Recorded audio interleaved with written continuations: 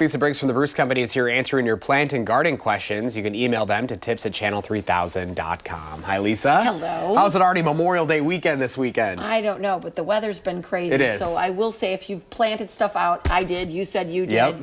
Yep. If there are things that are tender with the nights in the low to mid 40s, make sure you have a plan to either bring things in the house or cover them up with a row cover or a sheet or an upside down pot to keep that cold weather and the wind off of them. Yeah, Wisconsin just can't figure it out right now. Yeah, it's not unusual that we have this kind of weather at this time of year. Well, this is really pretty here today. Yeah, so this is just a nice mixed succulent garden.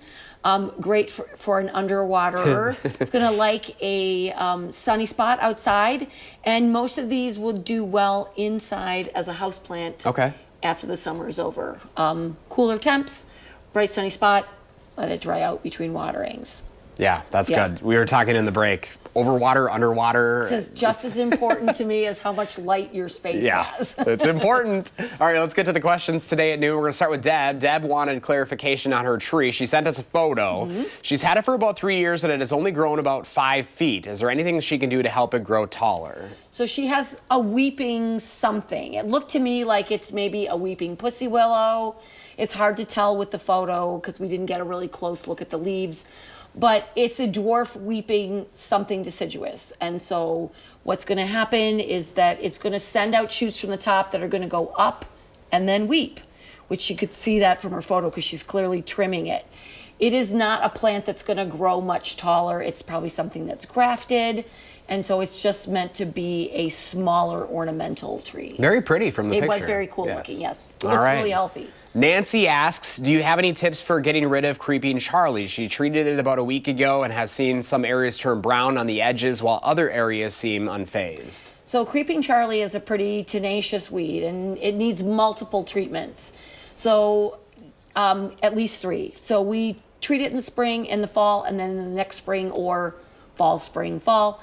The best time to treat it at this time of year is to spray the herbicide on it when it is blooming, and you're going to want to use not an organic herbicide. Those will often only kill the top growth but not get to the roots. So you're going to have to go with something like Weed Beater Ultra or I'm blanking. And I'm no help. There you go, Roundup, yeah. Roundup.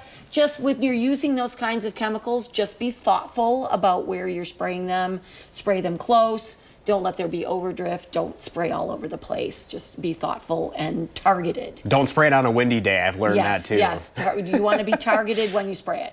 All right, let's get to Mary now. Mary wants to know, is it safe to use Grass Be Gone with daylilies or peonies? Yes. So Grass Be Gone is a grass-specific herbicide. It only will target members of the grass family. So even though a daylily kind of looks like it's got a grassy blade, it is still considered a broadleaf plant and not a grass. So yes, it is safe to use it with daylilies, peonies, roses. I've seen people use it in areas where they have like low evergreens that it's growing up through the evergreen.